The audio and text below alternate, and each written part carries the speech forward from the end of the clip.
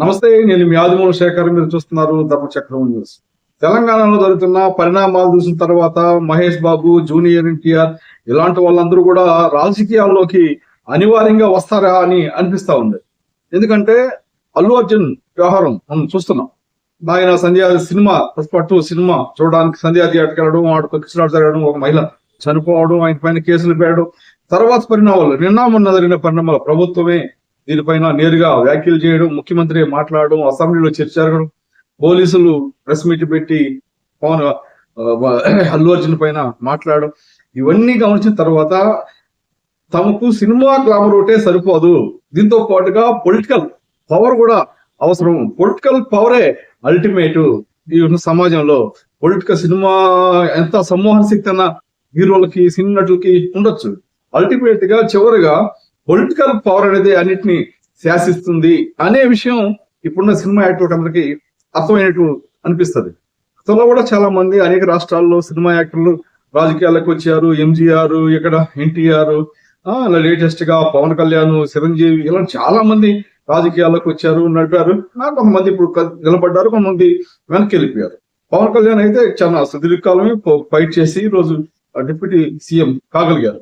అంటే సినిమాల్లో ఎంత డబ్బైనా రావచ్చు, ఎంత వాళ్ళకి జనంలో పలుకుబడైనా లేకపోతే గుర్తింపైనా లభించవచ్చు. కానీ మొత్తం జరిగే పరిణామాల్లో సమాజంలో మొత్తాన్ని శాసించేది, నిర్ణయాలు చేసేది పొలిటికల్ పవరే అనే దాన్ని సినిమా వాళ్ళకందరికీ నిన్న లేటెస్ట్ పరిణామాలు అర్థమయ్యేలాగా చేస్తున్నట్టు అనిపిస్తుంది. ఎందుకంటే ఎంత డబ్బులైనా ఉండొచ్చు, కానీ పొలిటికల్ గా ఒక సపోర్ట్, పొలిటికల్ గా ఒక పవర్ అనేది లేకపోతే సమాజంలో సజావుగా సాగడం కష్టమేమో అని ఈరోజు భావనకి సినిమా యాక్టర్లు అందరూ కూడా రావచ్చు. తప్పేమీ లేదు.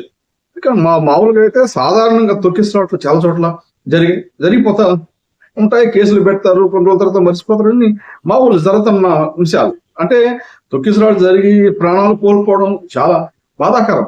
మన ఆంధ్రప్రదేశ్ లో కూడా పుష్కరాల్లో చనిపోయారు. ఈ మధ్య గత ఎన్నికల సందర్భంగా కొన్ని సభల్లో జనాలు చనిపోయారు. ఇవన్నీ చూస్తాం.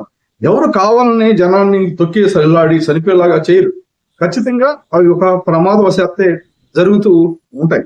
అది పూర్తిగా వేరే సబ్జెక్ట్. నేను చెప్పేది ఏంటంటే ప్రధానంగా ఒక పొలిటికల్ పవర్, సినిమా సమూహ శక్తి లేకపోతే పొలిటికల్ పవర్ అనే దానికి వచ్చినప్పుడు పొలిటికల్ సినిమా శక్తితో పాటు, సినిమా ఆకర్షణతో పాటు పొలిటికల్ పవర్ కూడా అవసరమే.